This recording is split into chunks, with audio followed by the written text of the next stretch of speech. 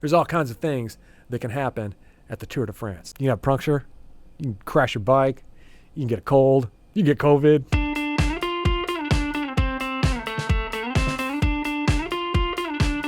Today's question is, Jack, who's your pick for the Tour de France?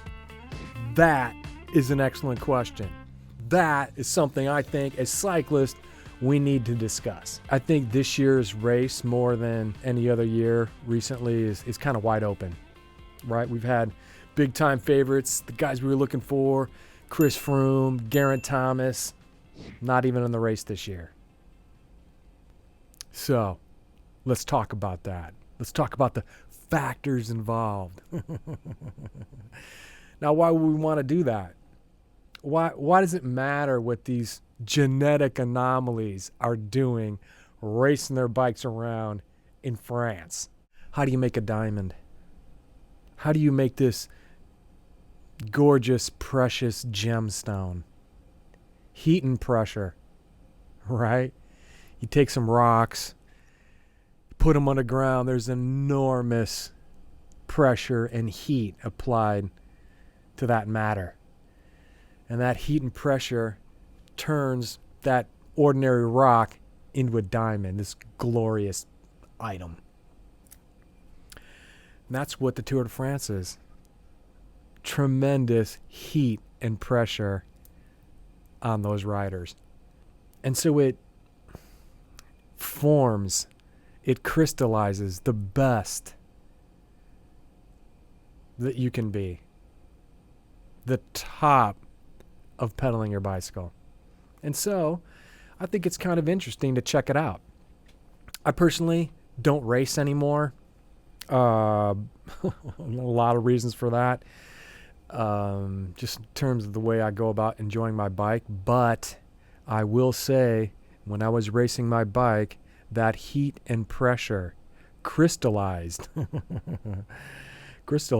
And I was probably riding my bike better than I've ever ridden it before. I was so focused on what I was doing to race that bicycle. And it's a great example. It's a great life example. It's an extreme example. And when these extremes happen, it's easier to kind of pick things out that might relate to our lives so we can reflect on what we're doing and maybe level up. Before we get to these predictions and talking about the Tour de France, let's talk about the nature of the Tour de France and why that might affect some of my predictions for this race. If you're a top cyclist, I got a feeling who your favorite X-Men character is. It's Wolverine. Why is that? Because Wolverine's mutant power is recovery. The hardest part of the Tour de France isn't today's stage of the Alpe d'Huez. It's tomorrow and the day after that and the next day. Because if you can't recover from today's stage on the Alpe d'Huez or whatever hard stage it is, maybe it's a time trial, if you can't recover from that, the next day you could go down 5 minutes. So what's happening? What kind of this way the tour's won these days? It's kind of that defensive model, right? So when I was a kid, grew up in Indiana, we're big racing fans, Indy 500. We'd go there every year, we'd watch the race, and my dad was a big fan. He'd been going to the 500 since he was a kid. And every year, he would make me the same bet. He'd say, Jack, there's 33 cars in the Indy 500 every year. He'd say, Jack, you give me 3 drivers of my choice, and I'll give you the rest of the field. And he won just like every year, right? Because there was only 3, maybe 5 dudes that were going to win the Indianapolis 500. They had the best cars, right? They had the best cars, the best equipment. Well, there's only a handful of dudes that are going to win the Tour de France. They've got the best VO2 max, they have the best power to weight ratio, and they have the best ability to recover from a hard effort. So there's only like a handful of dudes that are going to win this race. So there's this kind of defensive strategy these guys take. You're one of those 5 dudes. You watch the other dudes and you match them, and then at some choice moment, you're trying to eke out 30 seconds here, 30 seconds there, maybe a minute of time on them. In this, only the 1% can go that hard level, right? So it's typically probably obviously in a time trial, right? It's you against the clock, great opportunity to get some time. The other thing is these mountaintop finishes, right? So I'm going to use my 1% advantage in power to weight, VO2, or recovery, and I'm going to go a little bit harder at that mountaintop finish, and I'm going to eke out 10 seconds. And then I'm going to follow my rivals really close and just look for those other opportunities where I can scratch out a little bit of advantage. And then at the end of 3 weeks, I'm up a minute. I win the Tour de France. I didn't take any big risks. I didn't do any above and beyond monumental efforts. I played it safe. And where I saw I could scratch out some seconds, I took advantage of it. That's kind of the defensive, kind of modern way to win the Tour de France. And it's boring for fans. It's boring for fans. But if I was a director sportif, or if I was one of them 5-6 guys that could win the Tour de France, that's exactly how I'd do it. That's exactly how I'd do it. Because it's not the safe approach, it's the professional approach. Right? Pros, what makes you a pro is that you can go there on any given day and get a result because you know how to go about it. Whereas an amateur, you just kind of fling it at the wall, you get lucky, you make a big effort, no one's kind of watching you, and you get away with it. That's how you go about winning the Tour de France these days. This kind of defensive approach. Now, here's the thing. I don't know about this year. Because with this virus, with this COVID interrupting all of the racing this spring and summer, when the Tour de France is starting, we don't have like that long list of results from February to June. Racing's been interrupted. But from what I can tell, in terms of, like if you're just like looking at previous, the results from 2020, Primož Roglič, all the way. He's the man right now, as far as I can tell. I'm not even following European racing that closely right now, but it looks like to me he's kind of the man with the form right now. The big question for me with the Tour de France this year isn't like who's going to win the Tour de France. Is the Tour de France going to finish? Right? So we're recording this on a Friday. Things might change, but they've made like a update to the COVID rules. So if you had any staff or rider, and if you got 2 of them tested positive, your team was out of the Tour de France. Think about that. Think about the implications. You got a guy like Egan Bernal. Let's say it's penultimate stage, right? Guy's leading the race by 2 minutes.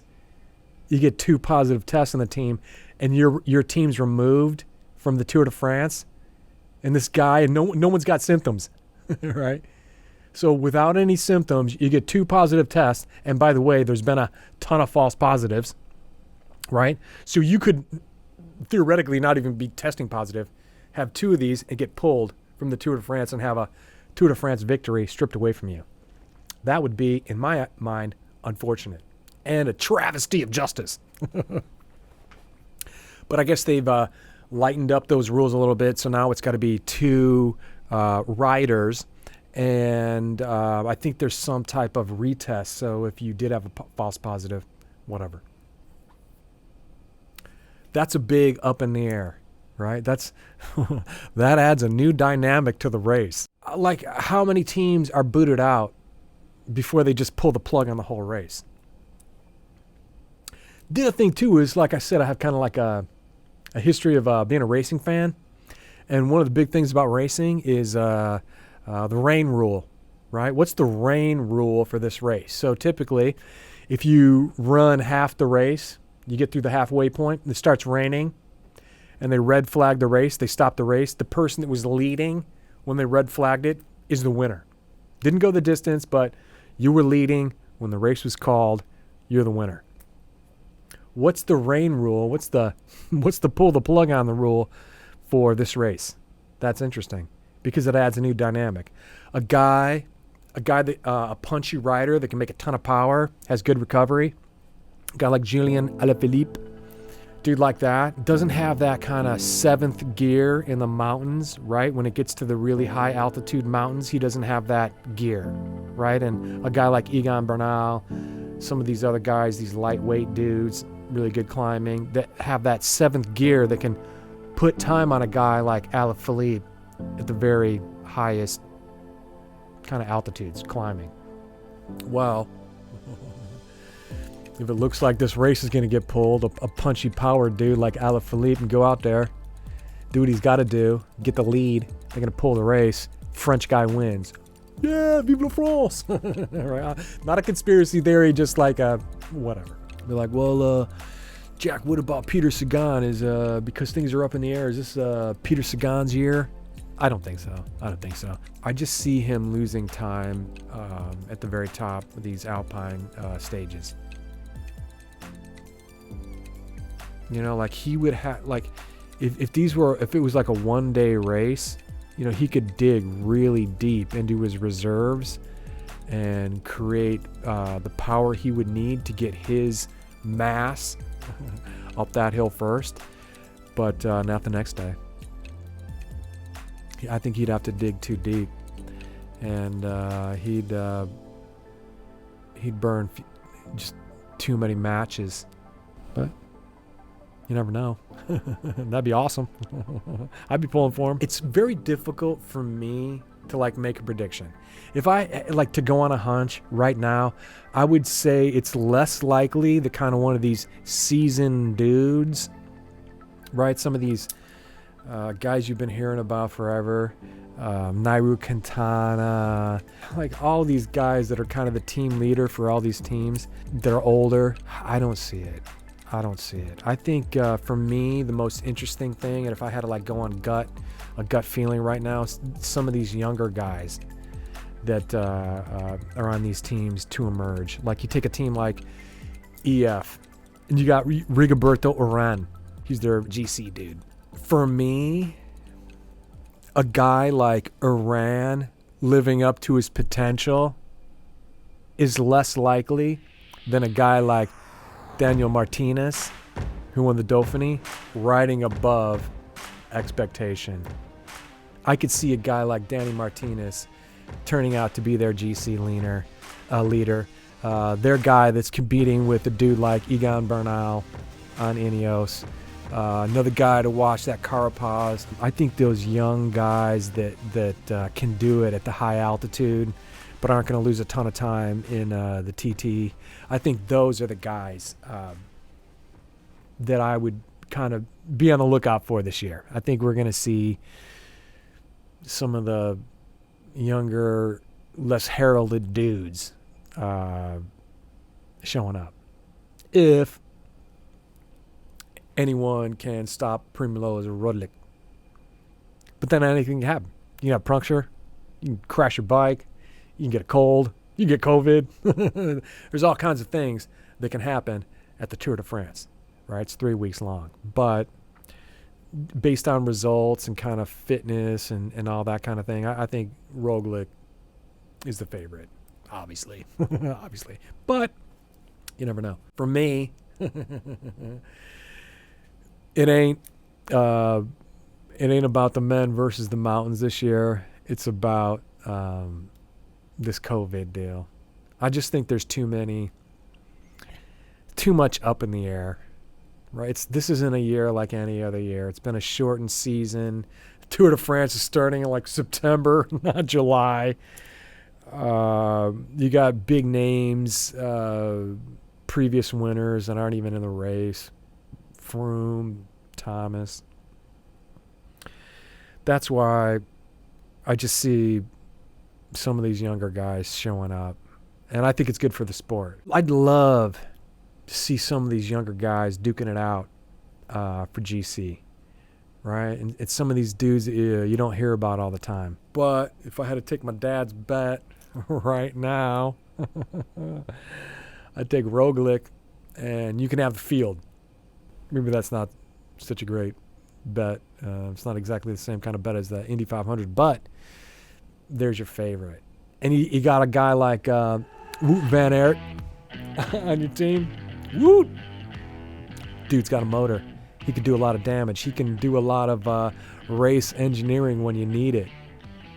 So for me, the Bianchi guys, Jumbo-Visma, I like their chances. This big event, the top bike race in the world, is where we get to see the diamonds of our sport, right? The people with the most heat and pressure on them that's creating this bigger than typical outcome with this race. It's kind of peak human output that these guys are doing. It's so amazing to watch. It's so extraordinary to observe that and take in the life lessons from that. I think it's something valuable, and it's something that I do spend some attention on. My valuable attention. I spend some attention on following this race. And I got to say that I'm just looking forward to it. I'm looking forward to how the whole thing rolls out. I'm looking forward to who emerges in all of this mess. This is one to watch, folks. This is one to watch. This will not be your typical Tour de France. That's a special Tour de France prediction edition of the Ask Jack Show. If you have questions or comments about my talking about it, leave them in the comments section. Maybe even turn your question into a question on the Ask Jack Show. Wouldn't that be awesome? Oh, maybe not. 10 a.m. Tuesday, this channel, we're going to ask the very important question, what's an in guide? I'm going to give you the answer. Tune in. Don't miss it. Thanks for watching.